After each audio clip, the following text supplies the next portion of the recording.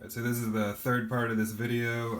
In the last video I showed you how to, what did we do? We resized and split and beveled, and I'm sorry about the, my phone died and I cut out on the beveling. Maybe I'll have to make another video more in depth on that.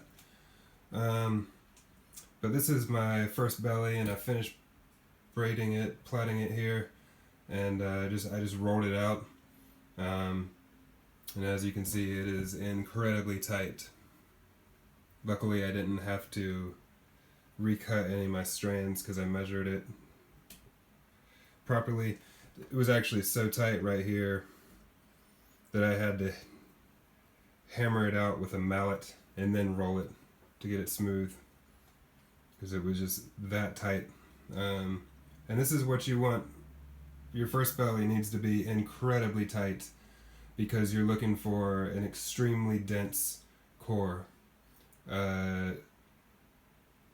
If your core is really dense, then your next belly won't loosen up that much over time, and like over break-in is what I call it, where the thong coming off the handle just becomes like a wet noodle. And that's because whoever made it, their core was probably not dense enough, and also their strands weren't locking together properly on the additional layers, so that they loosen up over time. This is a pretty good taper here. I don't know if you can tell this, but it's actually, the taper gets more intense closer to the handle right here. I usually do this to give it more of a lance type shape, and it helps in the throwing of the whip, but it also just depends on what kind of whip you're making. If you're doing like a really long whip, a really shorter whips, you want more of a heavy thong to so coming off the handle, you want that part to be thicker, longer, basically.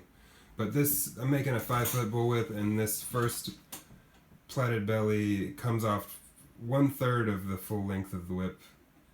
So this is actually 20 inches from the end of the handle to the end of the braided part here. See, I've got just a little bit of string to secure it, keep it from unraveling, and take that off when I put the next layer on.